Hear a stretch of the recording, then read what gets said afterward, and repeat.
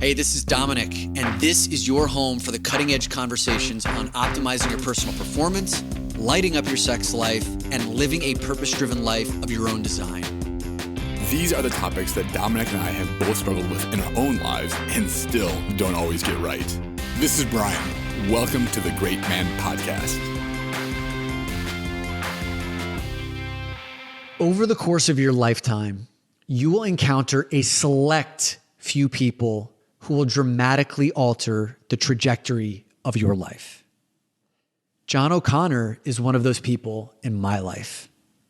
Between the years of 2014 to 2017, which were three of the most transformational years of my life, John served as my personal coach and guide. It was during those 3 years that I made the definitive and extremely difficult decision to say goodbye to a 15-year career that I'd built in financial services, to say goodbye to the financial security, to the comforts and the predictability of the career that I'd built, to say goodbye to this bright future of opportunities that I could have had if I would have wanted it to continue down that path, to say goodbye to all of that so that I could take a step forward into this next big journey in my life that was far more uncertain. This uncertain existence as an entrepreneur, this uncertain existence of someone wanting to live his passion and purpose that felt such a deeper calling and excitement, but a tremendous amount of fear and insecurity about what that would look like. Or was I going to make $1? Or was I going to suck publicly and fail dramatically and spectacularly? I worked through all of those fears and insecurities with John over that 3-year period so that I could have the courage and conviction to move forward into a part of my life that was far less defined, but to do so with the conviction of the knowing that no matter what, everything was going to be okay. And it's the reason why I'm living this purpose-driven life that I am now. And I feel so blessed to do that. And John was my bridge to being here today. John is also doing work with Bryan over the past year. He's been Bryan's coach. So a little bit about John before we dive into the conversation that we had with him today. John has been a coach for the past decade, and over that period of time, he's had over 10,000 hours of one-on-one coaching experience with his clients, and he serves as a guide to high-performing men and women with a specialty in men's work. John was the guy who introduced me to men's work, the one who pushed me to go to the Mankind Project. John had done years of work with them, and he served as a support guide in the Mankind Project. And he was one of the men who facilitated the very first ever Everyman retreat, which is an organization that does deep work around men's emotions. So John has facilitated a number of workshops for men and also serves as a coach one-on-one for men. And another interesting part about his history was prior to becoming a men's coach, John was a massage therapist for a period of, I think, 10 to 15 years, where he did 16,000 hours of body work with individuals through massage therapy. And the reason why I find that so intriguing is because he became expert in people's energies that's stored in their body. So when he works with clients today, he can immediately sense the tension, the stress that we're holding, unresolved traumas, things that we're ignoring just by being able to tap into a person's energy. And I know that I've been the beneficiary of many of those moments where I walked into a coaching session with him and he could just see immediately that something was stuck inside that we needed to navigate through.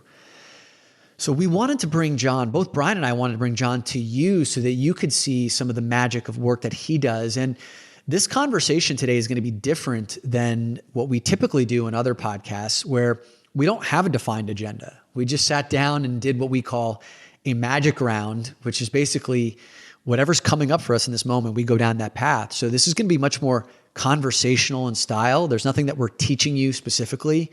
And we're basically just having a conversation that you have an opportunity to be a fly on the wall for. So enjoy this conversation today with both Bryan and I's coach, John O'Connor.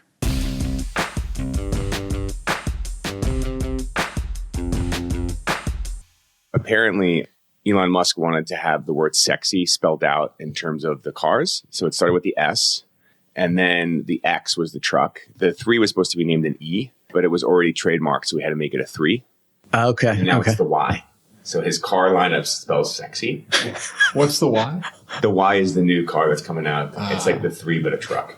Sounds about right. Yeah. Sounds like very Elon Musk. Yeah, he wanted to get up there and look at the whole lineup and have it spelled sexy. We were with Keith picking up beer at the liquor store, and he was like, hey, watch this. And he pulls out his phone. He's got the app, and he can call the car on his app. So we were standing outside the liquor store, and the car turned on. It backed out, and then it drove up to us.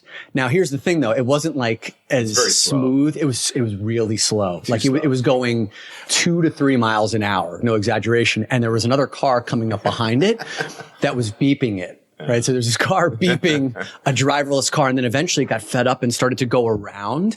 And as it went around, it pulled up next to the car, like went to give somebody the finger and nobody was there to receive it. Like when we saw the person's face and they were just kind of like, and they drove off. Yeah. That's the thing about the summon is it's too slow. It's the summon? Yeah. It's too slow. It's like the awkward first version of the Batmobile. I mean, could you imagine if the Batmobile was that slow to respond to Batman? Sure. Because I remember seeing that as a kid. Like when he could call the car and all of a sudden it's there to pick him up. I'm like, that's the coolest thing ever. That's pretty cool. One day I'll live in that world, and now we're kind of living in that world. I think it'd be cool when it's pouring rain and you don't want to go out into the parking lot. That's when it would be really cool. Yeah. But kind of like walking in the rain. So I have a question. This is something that popped up yesterday, and I'm curious how you guys would answer it. If I were to give you the option to step through a door, like a portal, that would take you into, let's say, the best year of your life. Anything you could possibly imagine, everything you've ever wanted, you could experience in that year. And as you were experiencing it, you would feel it. It was amazing. But at the end of that year, you would remember none of it.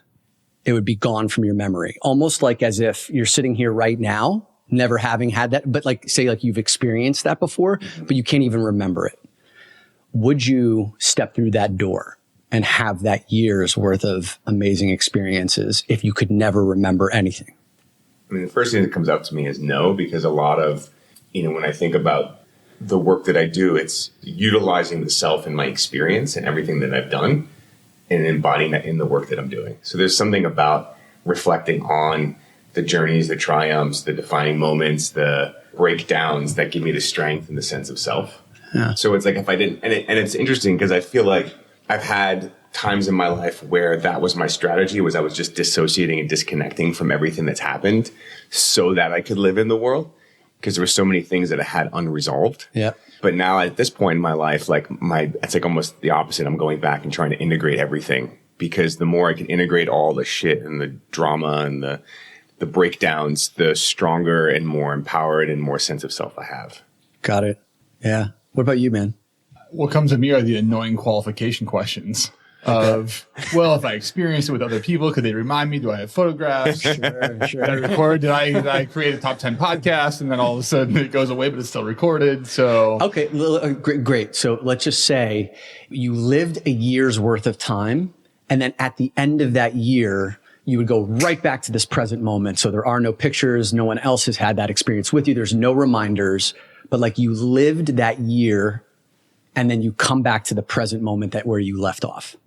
Well, I mean, it sounds a little bit like, in some religions, they believe in reincarnation and that we live multiple lives. And it sounds a little bit like that. So if there's some higher version being of Bryan that exists somewhere, and the agreement that he's making is you're going to go down to earth and live your best life this round, but you're not going to remember any of that for the next round, then there's some sort of value in that. To be honest with you, I don't know what that value is. Yeah.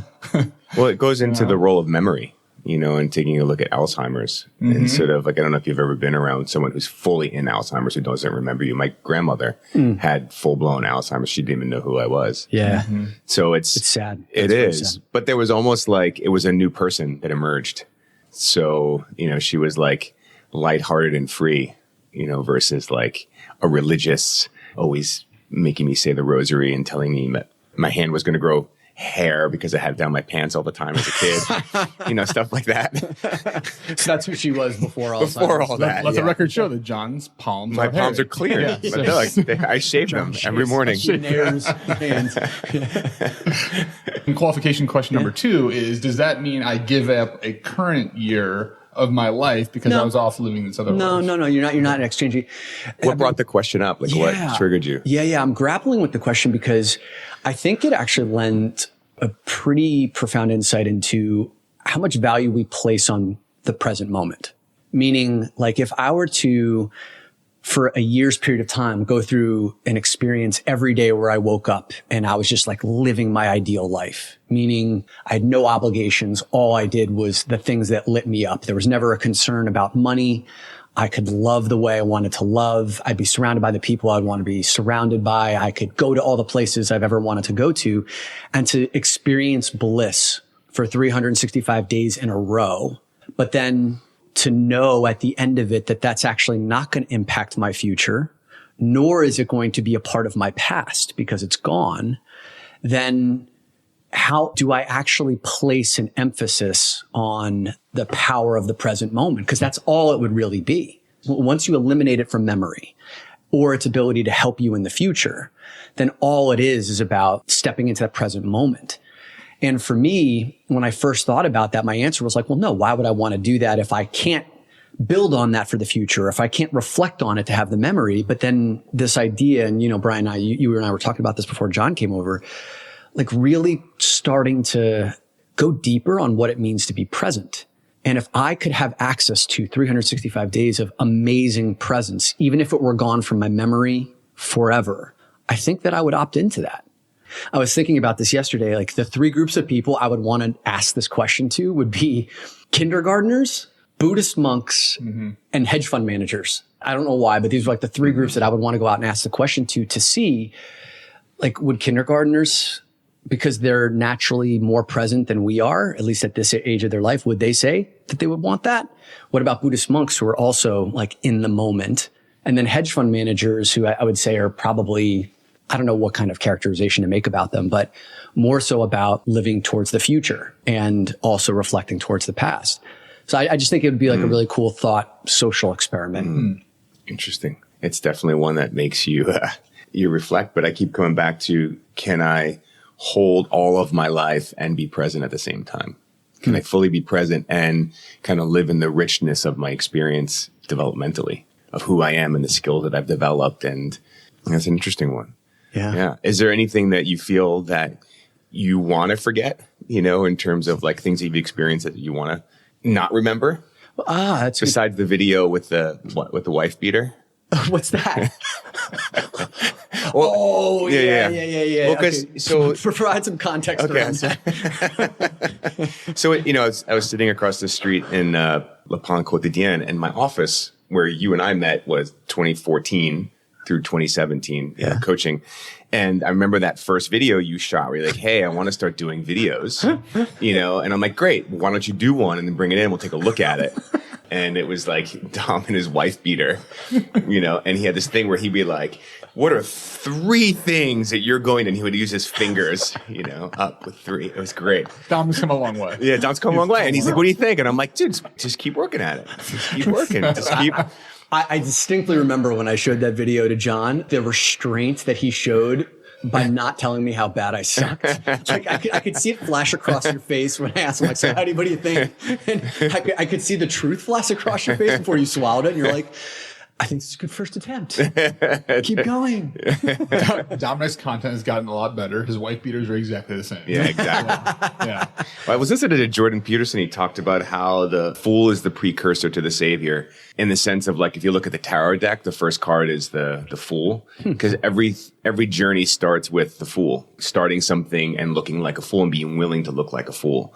And if you're not willing to look like a fool, you can never learn anything or master anything or develop anything. And so you pulled that fool card out, and you took that first step poorly. But but that's the thing, is like, when we look at starting something, what kept me from starting a lot of things, or even when I look back at my acting career, which really wasn't really a career, and I look back, what was holding me back was the fear of looking like a fool. Yeah. When I was in my early 20s, that like deep rooted, unconscious fear of looking like a fool. And I think now it's like, that's what I try to embrace when I start something new, is, can I be the fool? Because then I can develop, grow, and master.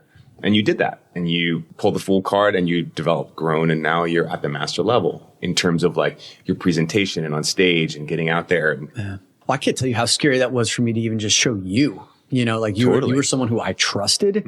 You're someone who I paid to receive that and give me like the real honest truth. And I was terrified to show because I knew that it on some level sucked. I didn't realize how bad it sucked until years later when I look back on it. But Bryan, you and I talk about this where in Outwitting the Devil, one of the biggest things, Napoleon Hill's book, Outwitting the Devil, one of the biggest things that stop people from living a life of intentionality is a fear of criticism.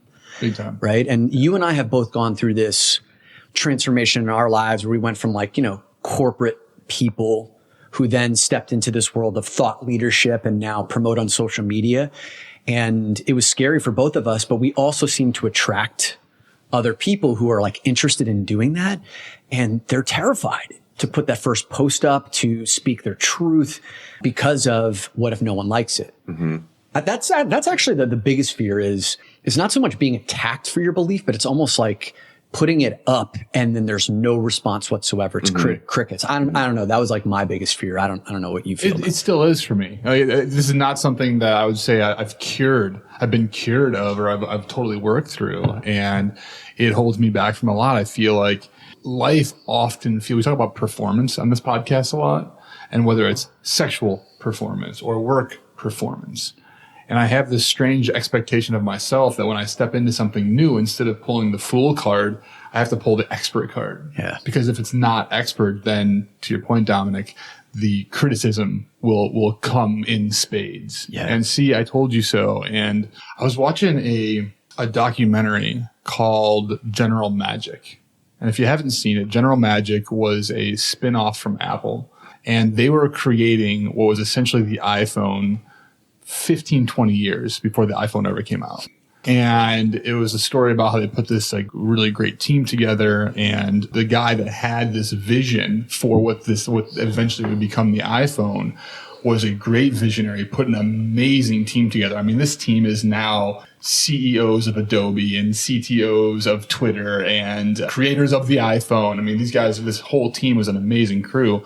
But the leader that put it all together, who had this vision, the sad part at the end of the documentary, and spoiler alert here, is he didn't go and do something else after that. That was it, because he felt so bad about having this amazing vision, bringing this team together, and it not coming to fruition. And when I saw that, I was like, wow. He was just done? Broke his spirit? Yeah, it broke his spirit, and all the participants of that team were wondering why this guy never had a second act.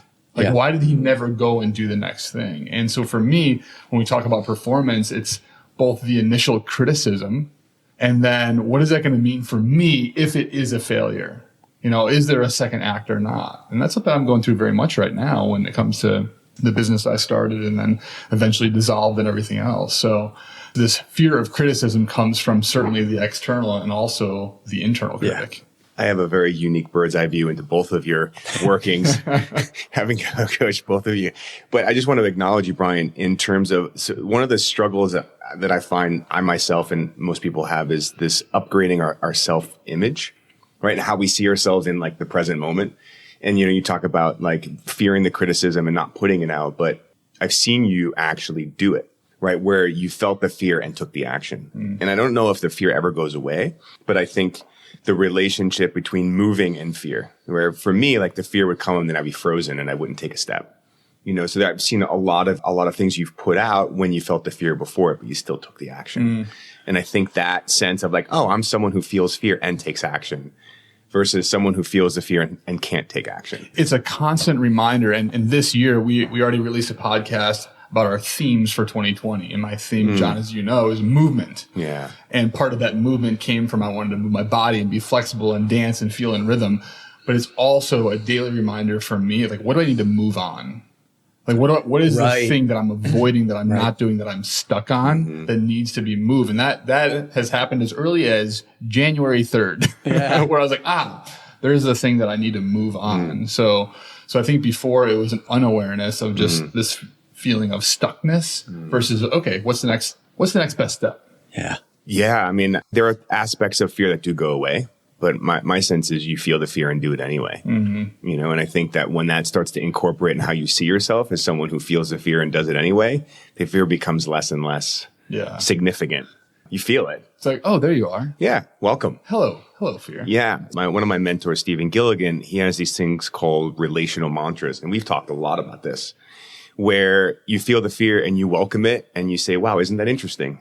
That must make sense why I'm about to do this and I feel all this fear. That comes up for me every day. Every day. Like, it must make sense why I feel fear. Like, welcome. And if you welcome it, it no longer has any sense of like control or that sticky web feeling. Wow, isn't that interesting? I'm feeling really scared right now. That must make sense why I'm scared. One of my old mentors used to say, like, your fear is connected to your desire, right? So when I'm feeling fear, it's like, okay, well, what is it that I really want? And maybe it's not to not be criticized. Maybe you want to impact someone. Like, that might be your desire to authentically kind of show yourself and show the world who you really are. That's what you really want. And the fear is that you might do it and it may not be as authentic. Mm-hmm. That's a big kind of fear of mine too. I think that what, John, something you and I have talked a lot about is saying what is. Yeah. So in the moment, instead of flirting with the surface level, here's what's going on, it's like actually stating what I'm feeling right now. It's so hard. In the moment. It's the hardest thing for guys. It sounds like the easiest thing. It should be the easiest thing in the world, but it's hard. Let's talk about that. That is difficult for guys. And specifically me, I remember for most of my life, like it was always about shutting out feelings. Because emotions were the things that got in the way of me performing, right? Mm-hmm. Especially on the sports field, never get too high, never get too low. In the sales world, never get too high, never get too low. Like win a deal, move on to the next thing. Any kind of fear that came up, it was like, shut it down. And John, one of the things that I attribute to you in like one of the biggest breakthroughs of my life was you were the one who introduced me to men's work. I remember very early on in our work together, it was about like stepping into what is it that I'm feeling physically and emotionally right here, right now. Mm-hmm. For long periods of time, I could never answer that question. I could not answer that question. What are you feeling? I don't feel anything. What are you feeling right now? I feel nothing. And it was frustrating. And I remember there was a time where I wrote about this the other day. There was a time where I wished I could feel pain just so I could fucking feel anything at all. Mm-hmm.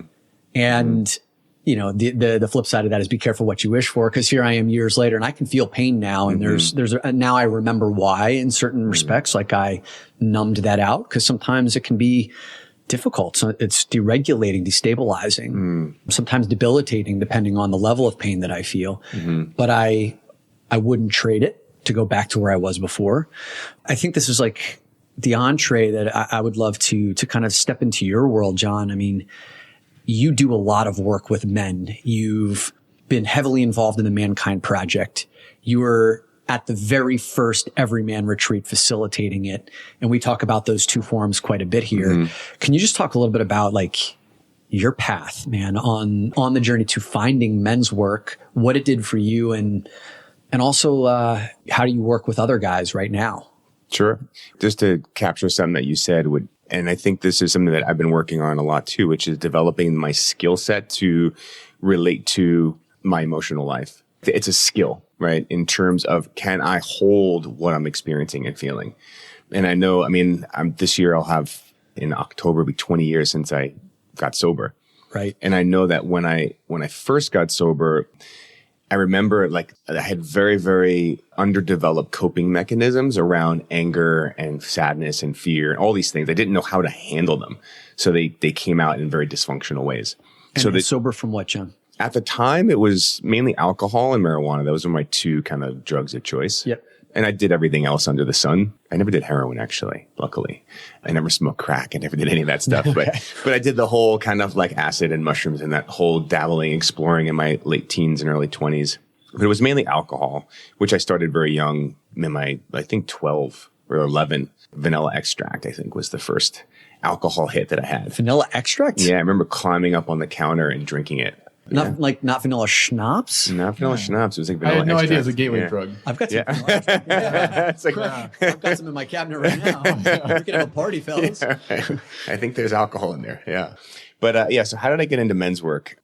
Yeah, it's a great question. So I started men's work. Let's see. I think I was my early 30s. I was 4 or 5 years sober. And there was a guy who I got sober with who had talked about being in this men's group. And when I remember hearing about it, this was like in 2006, 2007. I never had heard of a men's group. What is that? Right. You know, and so I remember asking him about it and he said, well, it's closed. And when it opens up again, we'll, maybe invite you in. I think it was like a year that went by before I got, invited to come in. And I remember sitting in this men's group and they interviewed me to actually join the men's group. And there was all the guys lined up in a line and I was sitting there in a chair, like facing this whole line of men. The firing squad. And I actually, my nervous system, I remember feeling like where you're about to get into a fight. I remember like, oh my God, I'm about to get bum rushed, like this feeling. Sure. And it was interesting because I had this fear around groups of men, growing up in Staten Island and, you and a group of guys, things always got a little violent or physical. Especially when they're across from you, right? It wasn't like a circle. Yeah, totally. And also asking very intense questions about who are you? Why do you want to be in here? What are you hiding from us? All these different things. But that was my first men's group, which became all those men became like brothers to me and they're still in my life all these years later. I think when I look back on how I got into it, I think, growing up with two sisters and my dad was always working, I didn't have a lot of deep male relationships. I had a lot of like traumas around that with groups of men. And there was always, it just felt like something was missing for me. Like I had a lot of girlfriends, not a lot of guy friends, which is so interesting to talk about now because my life is so different and the richness and the depth of my male relationships. I'm married and I have two boys. I have a son and a stepson. And, looking at the men's work, I mean, it's a big question. I don't even know how to answer so much in there. Like when I think back, would I have gotten married if I wasn't in a men's group? What makes you guys say that? Well, because I think, there was this moment of walking across 44th Street. I remember this one moment I had my ear pods in and I was pretending like I was on the phone, when you have your ear pods in, and I was talking out loud to God, spirit, I don't know who. And I was in this like very heated conversation about how I was no longer going to have sex because every relationship that I got into had ended poorly or ended in a place where I wasn't fulfilled. I wasn't satisfied. there was something missing and I was clearly doing it wrong. Yep. And I remember literally going, okay, I'm done. I'm no longer getting in relationships until I figure out a new way to be in relationship. And I remember going celibate for several months, and there was a guy in my men's group who would read me The Way of the Superior Man. And we would sit there and talk about relationship and how to have a deep, filling relationship. And I needed to get educated on that. No one ever taught me how to have a deep, intimate, committed, long-term relationship with a woman. And the first woman that I connected with is now my wife, and we've been together for 10 years, 11 years. But I needed to I committed to and vowed to not be in relationship until I discovered a new way to do it. There was sort of a surrender that I needed to go through. And the men's group at the time was really supporting me in that journey. And then when I had connected with my wife and we were in that relationship, there were so many things that came up that it was kind of like a sliding door. I could have went left or right, and I remember her saying to me, she had a son at the time who was 5. At this time, I didn't have the career that I have today. I mean, I had a massage therapy studio that I owned and I was acting and I had a music studio that I was producing music. I had a lifestyle, basically. I didn't really have a mission or a path or a career. And I remember her calling that out and saying, listen, if you really want to be in this relationship, like I need to feel like you're moving towards something or have like a mission that you're on. Because she could see that there was more potential that I had, but I wasn't really activating it at the time. The gift of a woman. The gift of a woman. Yeah. And she actually called me before I got on this podcast with you guys, yelling at me because my toothbrush was really dirty. And I said, babe, are you really going to bust my balls before I go on a podcast? She's like, you can tell them behind every great man is a strong woman. Like, I'll tell them, busting my balls. And I'll tell them that. She's like, I love you. Go have fun. Clean your toothbrush. I can really relate to this idea of just flailing around on my own when it comes to anything relationship oriented, sexually oriented, intimacy oriented. And like the only place that I could go were to some of my friends where we'd be drinking beers and sit on that surface level of complaining about women, complaining about relationships, telling war stories about the sex that we'd had, but like really not knowing how to be in relationship for a long period of time until I went to Sex Addicts Anonymous. Mm-hmm. And then every Sunday morning at 9 a.m., steps on a Sunday morning meeting, I had a chance to listen to guys actually talking about what it meant to repair a relationship that they devastated. And then, going to the Mankind Project. And then our men's group that Bryan, you and I have been part of for years, but also working with you for those 3 years.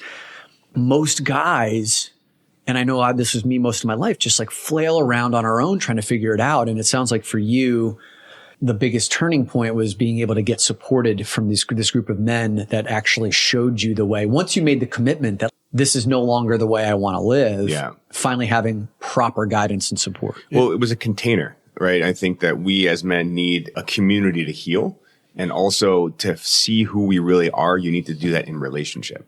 So I know for me, like, I was isolated a lot in an echo chamber in my head. And I think it's not until we're in community of people who love you, support you, and you can build relationship over time that can reflect back who you are. We have these distorted images of who we are and our distorted self-image. One of the biggest values that I've received through men's work, specifically our men's group that meets on Monday nights, is just witnessing and seeing what other guys are going through and hearing their stories. And to your point, John, around isolation, it's impossible to be isolated when you're hearing that these people are going through these things.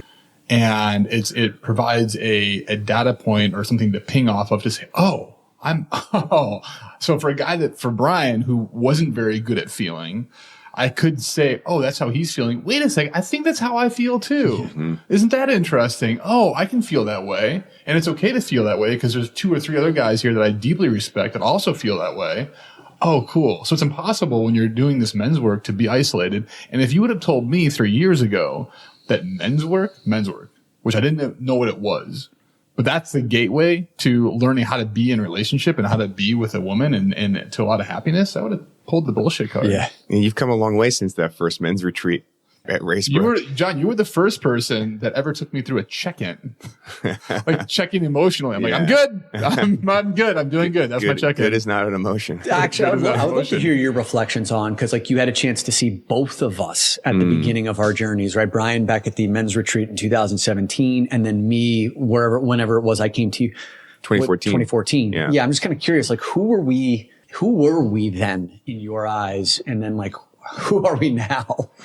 Well, like I always say that when we start the journey, there's a gap between who we truly are and what we're presenting to the world. Like one of the intentions I have when I work with people is, can we shorten that gap where there is none? Like how I'm being in the world is who I am. Nice. Right. I'm not having to present something that is not. That's really going back to the performance idea. Totally. Are we performing? Are we being truly authentic to Totally. And Dom, one of your kind of developmental journeys of stepping in and being truly authentic and transparent was, I remember the sort of dilemma that you had in terms of being in the world of finance and then having this story of your sex addiction and how they could never meet, and I remember you saying like, wow, I could never bring this out and share this because it would destroy my financial career. Yeah. Right. I remember. I believe that fully. And you totally believe that. Right.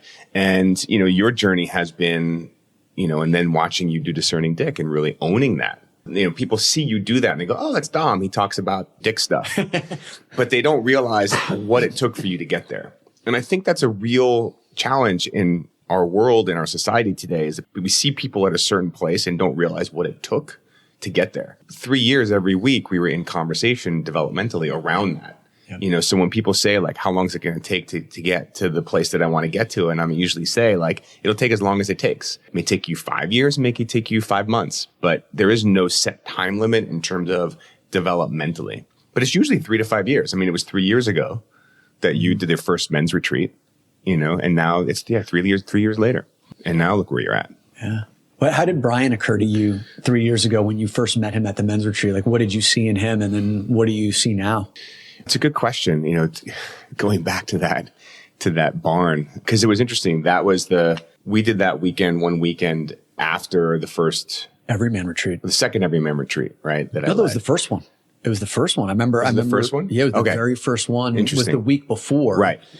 And then the reason why we did ours at the Racebrook Lodge is because you had turned me on to it from the one we did the week before. Yeah. It's a great space, by the way, up in the Berkshires. It's amazing. You need a place to get out of the city. Go. But I think the thing with Bryan, you say the challenge of saying what is, like you do so much more of that. So I can feel you, connect to you, know you, because, it goes back to the book. Remember when you read The Truth by Neil Strauss? Neil Strauss, yeah. And when he talks about intimacy, into me, see. Into me, I see. Into me, see, right. Yeah. So like this idea of, I don't know what's going on with you because I see you, I hear you, but I'm not quite sure what's actually happening on the inside. Mm. And I think intimacy is this, in men's work, it's like the sharing of what is makes me feel closer to you because I know what's actually going on.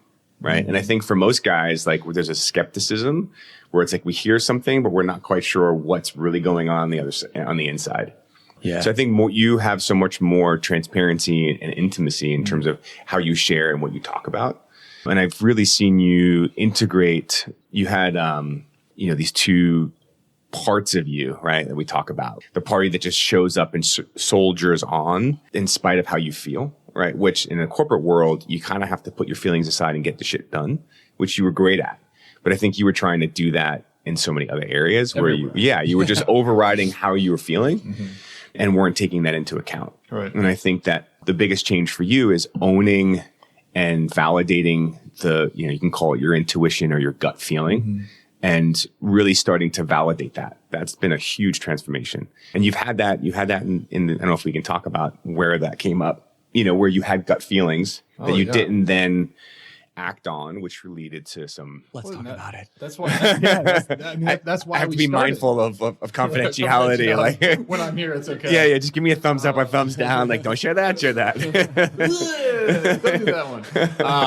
And John, that's one of the reasons after I met you, I wanted to start working with you, because I felt that here is a guy that seems to he's got some sort of intuition that he brings to every interaction where it feels like he knows or he like he's feeling something that I can't feel, almost like you have a seventh sense that I wasn't party to. And I was like, oh, that's fascinating. That's interesting. And I need to understand that in my life, because I had a feeling in many interactions working with certain people in real estate deals. The story of my testicular cancer, where I literally felt pain and didn't do anything about it. Business partners. I mean, there's these little flutterings in my stomach. There's little feelings that I completely overrode. And it seemed like every time I made a decision, after I felt those feelings, it turned into some sort of disaster. And the collateral damage was huge, either relationally or financially. And so I said, I need, kind of like what you were talking about on your journey, John, of the taking a hiatus from relationship to figure out, I need to understand the relationship before I do this thing again and again and again. I was the same way, where I said, I can't keep making these decisions that are causing these damages because it sucks. I don't want to keep doing that. Yeah. So how do I feel into this intuition? How do I feel into this thing that I feel John has in this seventh sense? And so that's why we started working together. And between that and men's group, just over the past 2 years now, I've at least got to the point where I'm aware of what I'm feeling. And I feel like that was step one. Before, it was just an unawareness and only in reflection. And I also think there's a time element to this. Well, it's valuable if I can go back and reflect on something that happened 10 years ago and learn from that. But it's a lot more valuable if I can do it in the moment. And that's what I think a lot of what you and I have been working on. Yeah, I feel that in the moment and speak that. Yeah. Step two. And I think you've also done a really good job of connecting to the wisdom of the emotion, because there's feeling your feelings, and then there's also like cognitively processing what we're feeling. And like, what is that? What's really going on? What's the wisdom there? How is it guiding? How is my somatic experience guiding my decision making? How am I relating to it? Because it's sort of like, for a long time, I wanted to feel the good and get rid of the bad. Right. So anything that was bad feeling, I would just like tuck it away, avoid it, or dissociate from it. And I'd only want to feel the good. But I think stepping away from good or bad as a value judgment and on feelings is a good first step. It is what it is. And it's not saying this is a good feeling and this is a bad feeling. This is just what I'm feeling. Yeah. There was a lot of fear. This is early on in us working together, which I think I'm coming up on a year now. Yeah. Close to it at the very least. I asked you, I said, dude, I'm a little bit afraid to feel what I'm feeling. Totally. Because what does it mean? It's going to dictate what I do. Totally. And then I'm completely out of control. So isn't it easier just to repress this stuff and not really think about it and just keep moving forward? And you gave me a great piece, a great piece of information that gave me peace, which was... What was it? Because I don't remember. It's just more information. It's just data. And take that data, take that emotional data, take that intelligence from that data, and you still have the choice. You still have the action that you can take. Just because you feel something doesn't mean you can all of a sudden you're a slave to that feeling. That's such a great, it reminds me of before I've been doing the work that I'm doing now, coaching executives, entrepreneurs, people like you guys, is I was a massage therapist. And I remember when the first time you and I met, when I was teaching at the NLP Center, and you said that was something that really stood out. I used to not talk about my massage career, even though I had touched 16,000 bodies. I was just like, oh, that has nothing to do with the coaching work that I'm doing now, so I'm not going to talk about it. Yeah, and for me, that was like a selling point. Totally. Agreed. Like totally. I value judged it as not important. But when I was doing body work, and I think this is something that I try to teach a lot of guys, is the relationship to impulse and the meaning we put on feelings. And so like in Everyman, they talk about the 5 emotions, right? Fear, joy, sadness, anger, and shame. And the shame one, I've been kind of like in my own work looking at kind of putting that aside, because I feel like shame is sort of like a sadness and an anger mixed, right? Okay. Towards myself.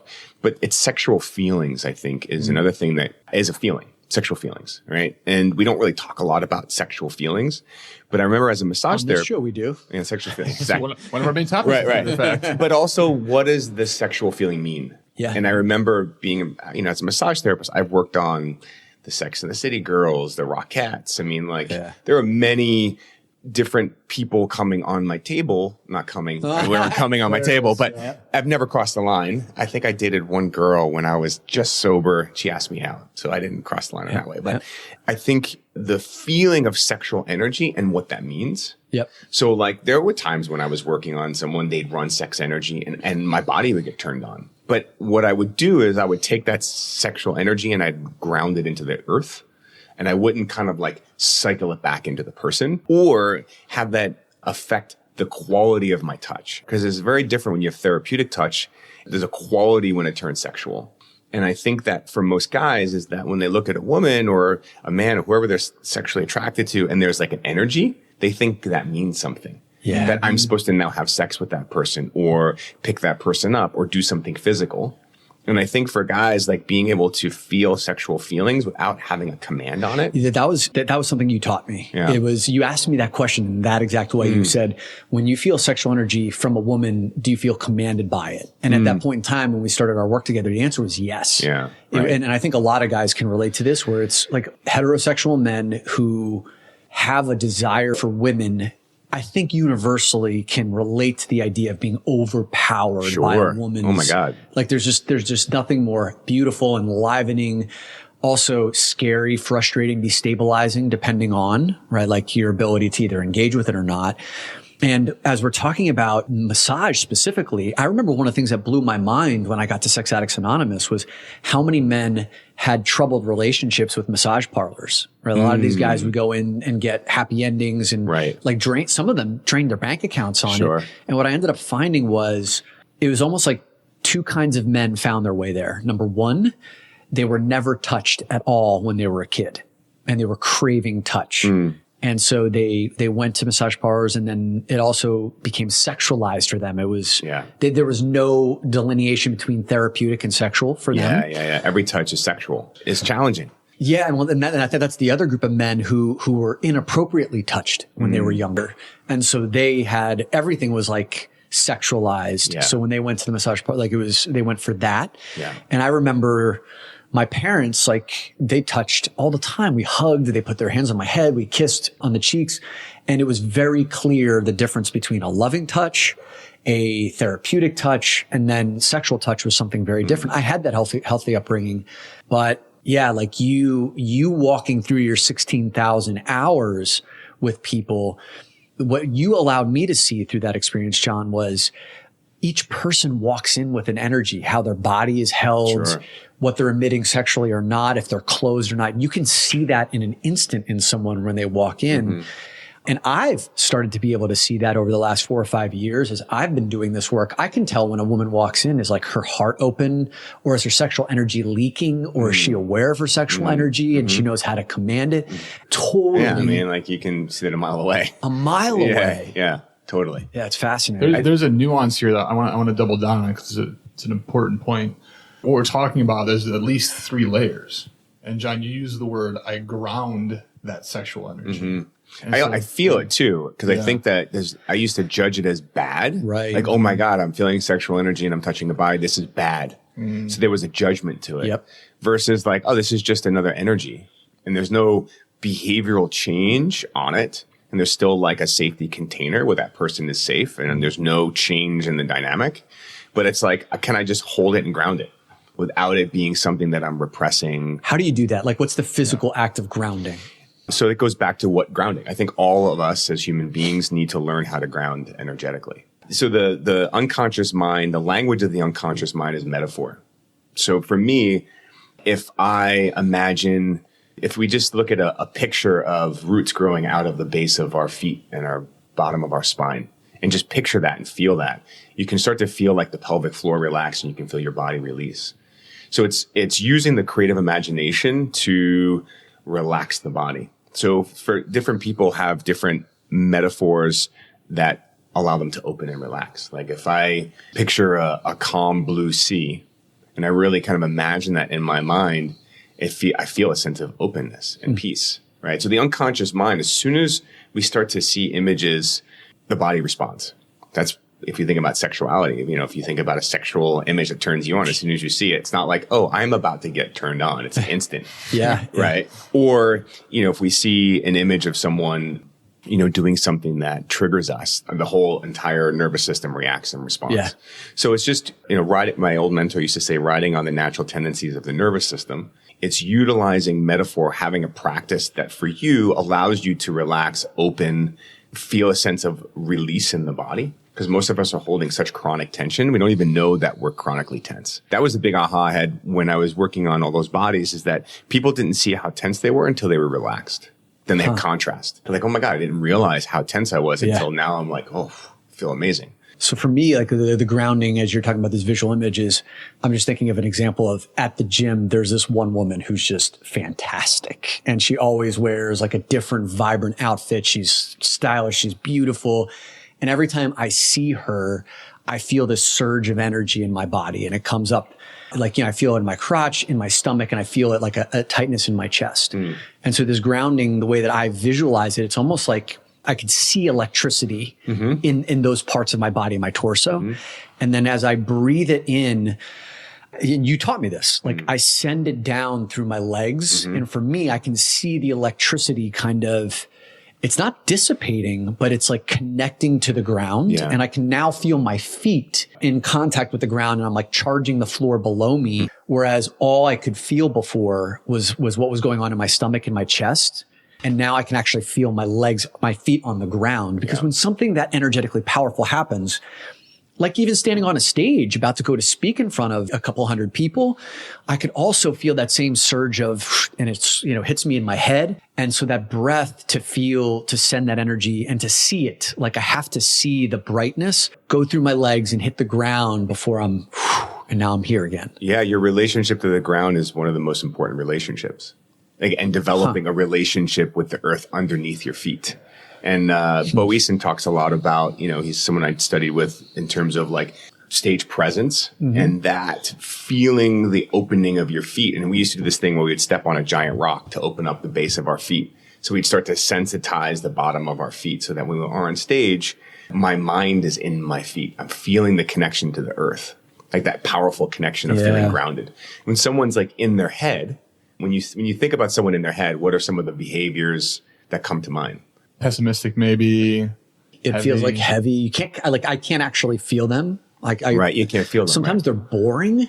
Yeah. You know what I mean? Yeah, I lose interest in what they're saying because you're in their fucking head. I can't listen to you. That's anymore. A good cue. Usually, like if I'm listening to someone and I go off and clip out, then I'm like, okay, I used to think it was my listening skills and abilities, but usually it's the person is in their head and they're not connected to what they're actually saying. Yeah. When they're connected to what they're saying, it's captivating. You can't take your eyes off. Can't take your eyes. Yeah.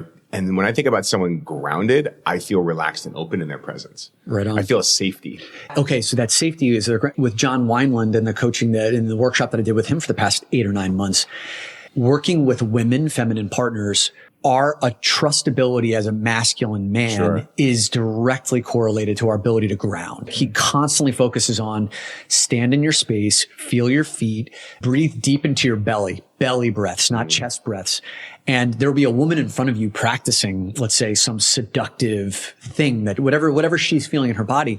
And it can be overpowering, but through the practice of like breathing and standing stable, she will reflect back, I felt calm and relaxed, and I could open in your presence because I could feel you grounded and rooted, versus other men sometimes like would get too excited and their body would shift and their eyes would fly open and then like they would move. And then the woman would shut down. You could see it because he wasn't grounded. So this practice of grounding is, it's been a profound one for me, whether I'm speaking on a stage or with a woman that's in front of me or in a confrontation. Yeah. I mean, I think as a leader running an organization or working with people, it's the same thing. It's, can you communicate from a grounded place where when you communicate, you don't shut the other person down? In terms of like, especially conflict, when someone is triggered or charged, if you start reacting to it, just like you would in the sexual energy, it starts to create a lot of chaos. There's a lot of reactivity. But even having someone expressing I remember this one guy, one of my clients started a treatment center. I had done some work with people who were transitioning out of rehab into halfway houses. Yeah. And there was this one guy who was like 270, who was bipolar on medication. And I was working with him, it's about 10 years ago, transitioning back into life. And I remember he had texted me or something and I didn't respond right away. And he went into like a bipolar manic episode where he went into a rage. And I remember we were sitting on like 13th Street and Union Square, and he was like screaming at me. This like guy was like 6'5", was huge, at the top of his lungs, wanting to kill me. And I remember feeling completely relaxed and calm in my body and just holding that and allowing him to express that rage without reacting to it, and really looking at it and acknowledging him and affirming him and validating him. And within like, I don't know, maybe like 3 or 4 minutes, we were sitting down having a calm conversation.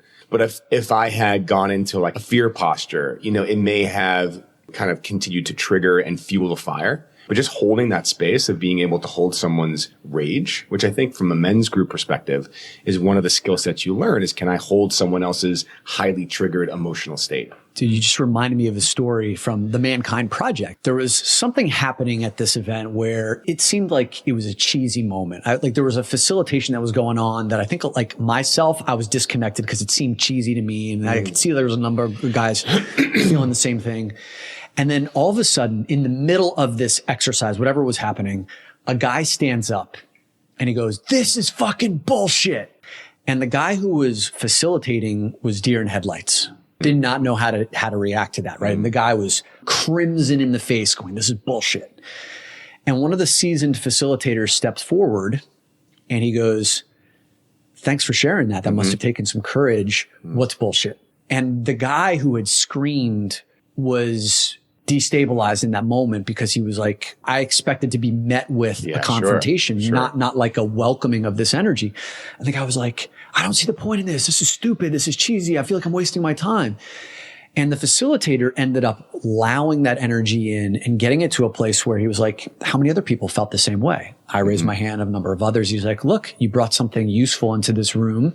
Let's talk about why we're doing this, what purpose it serves. Thank you. But also, there could be another way for you to express your emotion in the future. Like you could express how you're feeling without this disruption." And that guy who had the outburst felt totally welcomed. And the rest of the time he was fully engaged because this master facilitator could hold that energy, welcome it, and then transmute it into something bigger. That's a great model. So when we look at the men's work, the dynamics that emerge amongst people is the dynamics that emerge within ourselves. So that circle is what happens inside of me when there's this rage and part of me that's like, fuck, this is bullshit. Yeah. There's a part of me inside that wants to stand up and stomp my feet. And a lot of times I'll push that down because it's not appropriate in the moment in the conversation that I'm in. But that welcoming, going, wow, okay, welcome. Isn't that interesting? There's a part of me that's screaming and is pissed off. Like, thank you for sharing. That must make sense why you're so angry. And investigating the part of myself that is that guy raging, And I think that for a long time, anger and rage was something that was inaccessible for me because it equaled pain, or someone was going to get hurt, or somebody was going to get hurt if I expressed anger. And now it's like I have a lot of access to my anger. I can tap it very easily, but it's not abusive. So I've welcomed the anger part of me, and I can hold it without fearing it. Yeah. That's a key thing, I think, for all of us, is to have the space to handle our anger. And I remember that one situation when I asked you about your relationship with anger, and you were like, That's really interesting. Right now, I'm not really angry about anything. And I'm like, really? Interesting. Nothing? You're like, well, actually last week. There was that one thing. That fucking guy. And it was just like, you had all this, and it was so interesting because you had amnesia. Yes. Like it was almost like you were so disconnected from that moment where you were so angry. Mm-hmm. And we talked about the pattern of like shutting down the anger because it's not appropriate. It's not awakened. It's not an enlightened man. Yeah. Do you get suspicious of men who say they don't have anger? Well, no, they do. It's just they're not connected to it. They're dissociated from it. It's so repressed even from themselves. Right. So like if someone's convinced, he's like, John, no, like one of your clients, like, John, I don't have any anger.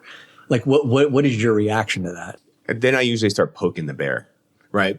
Because so if we think about psychological, like the psyche, there are always polar opposites. So if someone is presenting a part of themselves that's open and expressive and not angry, I'm always looking for Skippy in the basement, I call it. Oh, yeah. You know, it's just like, oh, yeah? Okay. Bullshit.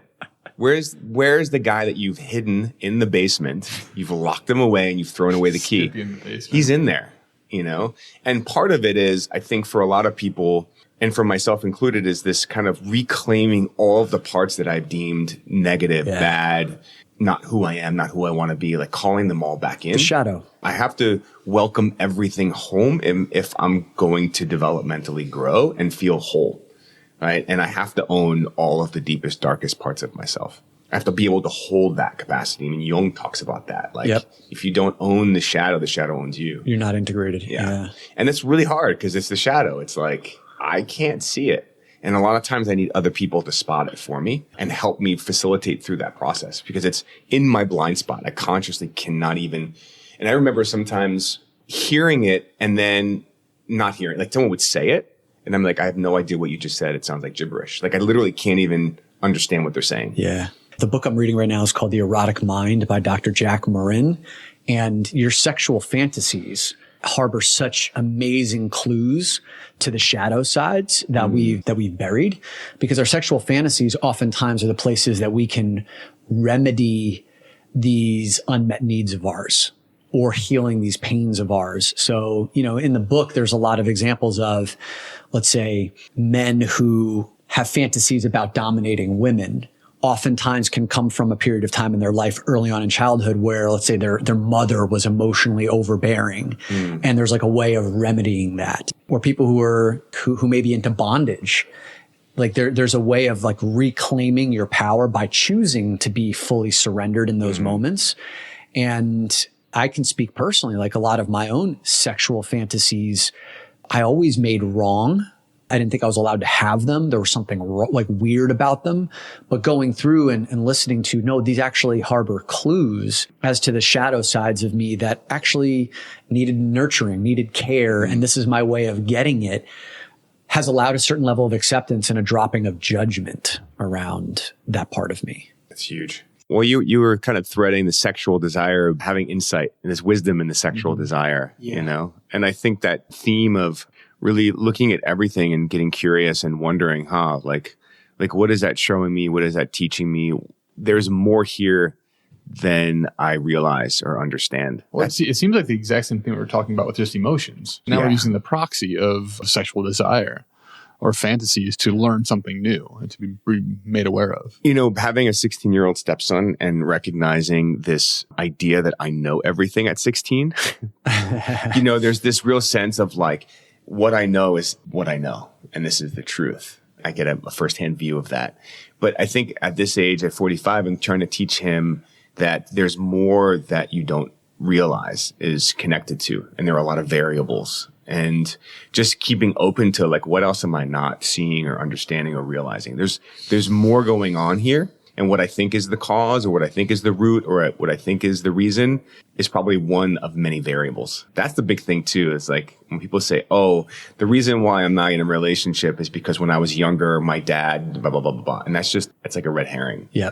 That's the kind of reason I have associated to it. But there's so many other things going on and there's so many variables. There's a guy that reached out to me yesterday who's a trader who wants a trading coach, you know. And when he told me about his goals and some of the challenges, I could literally see like there were several variables that he wasn't aware of that were impacting his trades. But for him, it's like, oh, I need someone to teach me the right strategy on how to day trade and look at my trades and what am I doing wrong? Because that's what the problem is. My strategy is off. And I'm like, there's way more off than your strategy. Yeah. But he wasn't even aware of that. He's not connected to how all of these other variables are influencing the outcome that he's trying to achieve. Was he ready to hear that from you? No. Yeah. Not yet. That's why I said, go find a trading coach. And then when you get that feedback loops on your trades, then we can start working on the identity piece. Because I think he really did get like, who does he need to be in order to achieve the goal? And how does he need to see himself? Like, how does he need to upgrade his self-image that would then activate the behaviors and the way of being in the world that he wants to be? I think he got the identity piece that resonated with him, but I still think he's going back to, no, I need someone to kind of take a look at my trades technically. That's a lot of how guys kind of find themselves into this world. It's like, give me the business thing. Totally. If only my business thing were like cranking the way that I would want it to, then everything else in my life would solve itself. And there's some business stuff to it. Sure. But there's also like this whole other world of like, who are we? How we're showing up that affects the business decisions that we make. And so like, I know all of my first coaching clients when I started this work came to me for business coaching. And within the first 6 minutes of conversation, it was either about their marriage or about mom stuff or about self-image.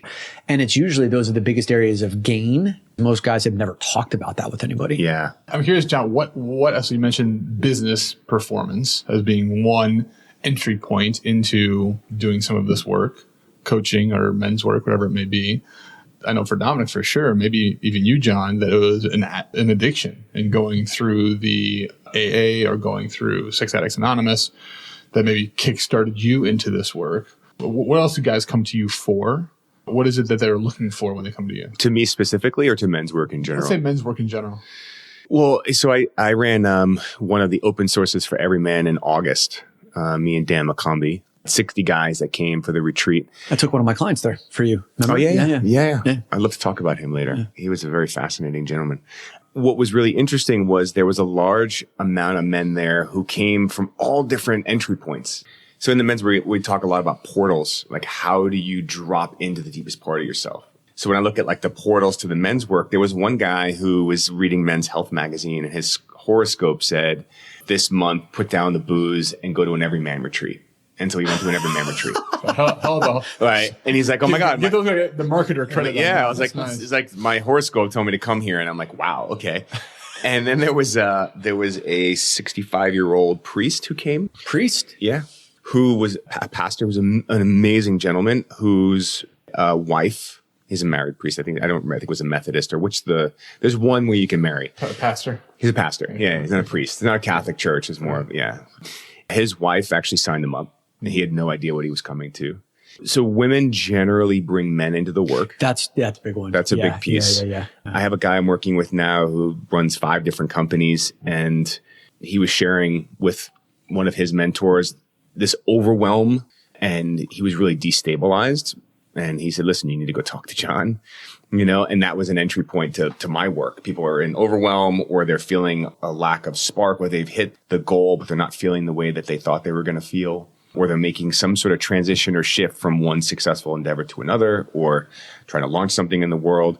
I just find like today is such a different landscape than when I came into men's work. There's so many different pathways in now. And it seems to be like, it's, when you see like there's the Egyptian pyramids, and then there was pyramids in South America, and like you go to Chichen Itza and it's like, oh my God, this looks very similar to like Africa. What's going on here? They weren't able to talk to each other tens of thousands of years ago. And it's like, there's something that wakes up in the unconscious of the human being. And I feel like right now in men, there's something inside that's waking up like, oh, I need community. I need other men in my life. There's an ad thing right here. What does it mean to be a man? It's on covers of magazines. Yeah. It's on television. People are talking about it. There are all these masterminds coming up. So I think it's in the ether. It's in the culture. I mean, you give it 2 more years, I think it's going to be mainstream, the men's work. It's going to be an integral part of men finding their way in the world. Because that's the other thing too, is emotions is one piece, but like, can we develop the skills to handle the challenges that are coming? All of us. I mean, I have challenges that are coming that I have and that are coming? And do I have the skills and the capacity to meet them? Can I reinvent myself when they do come? You know, this idea of like reinventing ourselves, like both of you guys are in that process of reinventing yourselves. Yeah. That's a hard one. So that guy who didn't have the second act, he couldn't reinvent himself. Right. He didn't have the skills and abilities to take what he had experienced and step into a new identity. The Apple guy you're talking about. Yeah. Yeah. So it's like this idea of like, my identity is not fixed. It's fluid and I have multiple identities. You know, it's not just one identity. Like, who am I? There's a challenging conversation because it's like, I'm not just, who am I as a father? Who am I as a husband? Who am I as a leader? Who am I as a man amongst men? You know, this idea that I'm one thing, I think that traps people. And that's been a lot of the work that you and I have gone through of just bringing an awareness to what that is and the flexibility to it. And that's something that I've really appreciated about our work. And I often wonder, John, when we're doing work together, it's like, I feel like you're just telling that story about the guy that wasn't quite ready to hear something. And I'm always curious, and I don't need an answer now or maybe even ever, but like, I'm always curious what you see. Because I feel like you're taking in all this information and I have trust and faith in the work that you and I are doing is going in the right direction, or and at the very least, has been helpful because I've seen it.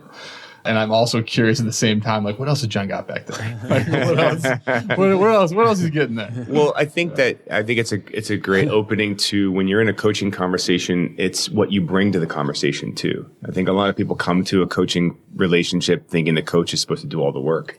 But I think a lot of what both of you is that you bring a lot to the conversation. There's things that intention that you're bringing in and that you're working. And I think it's a co-creative relationship. Oh, I can't emphasize that enough. I mean, I don't really do any one-on-one coaching anymore, but when I first started my practice, it was all one-on-one coaching. I remember those times where someone would jump on a call and they just would not be there. They would energetically, they wouldn't be there. So I'd be asking questions. They'd be distracted with some other thing that they just came from, their emails or whatever. And I'm trying to drag shit out. Like, I can't do any work. It's a lot of work to do it that way. Yeah. And then there was the person who would show up every call with something that they wanted to work on specifically, or at least just being open to like finding something specific that we were going to work on. And those were the people who got the most benefit. 100%. And so like that actually taught me as a coach how to be a better student with people who I paid for coaching, because it was like, if I showed up half-assed, distracted, not engaged, texting while I'm talking to someone, then like I would not get anything out of that call. And it wasn't my coach's fault. It was mine. Yeah. I don't have any tolerance for that. I mean, because for me, the litmus test of a really good relationship is someone who can slow down, drop in, and allow themselves to go into their own experience in the call. I have one or two that I'm working with right now. We're in that developmental process where it takes a little bit of time for them to get out of the left brain, analytical, disembodied cognition, and have them drop into themselves. And when they do, it's like, it's incredible. They feel incredible. They're like, oh my God, I didn't realize that all of this was right under the hood. It's always there. It's always accessible. It's just that sometimes we feel so far away from it, but it's always right there. Yep. I had an opportunity just over the holidays here where you and I had a coaching session, John, and my dad was in the room. Yeah. For a second, and you said hi to him, and he walked out. And as soon as you and I got off the phone, him and I had a 2-hour conversation on who's John, why is he a coach, and like what are you doing with him, and what's his qualifications, and like there's like 20 questions. Sure. And some of the magic I think that you've helped produce, help co-create in my life is when I'm talking with you one-on-one and I'm taking notes and we're doing these sessions. Everything seems so clear. I'm like, okay, this is the direction that I'm ready to go in this way.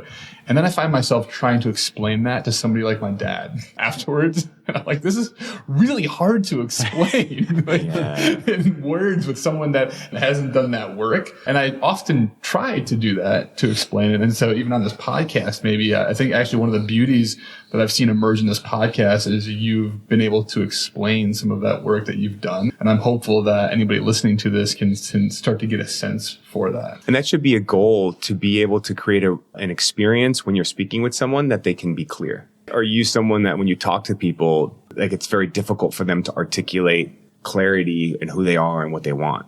Some people have this sense that other people don't feel safe opening up to them. So I always feel like it's important to, like when someone opens up or shares something or is vulnerable or is able to articulate clearly to me, I know I've done my job in the relationship to create a safe space for them to be themselves, you know? And I think that we should all strive to create a space where other people can be themselves and can feel themselves coming out in the conversation. And that's the hardest thing. I mean, I think being that with our parents is probably one of the most challenging places. Right.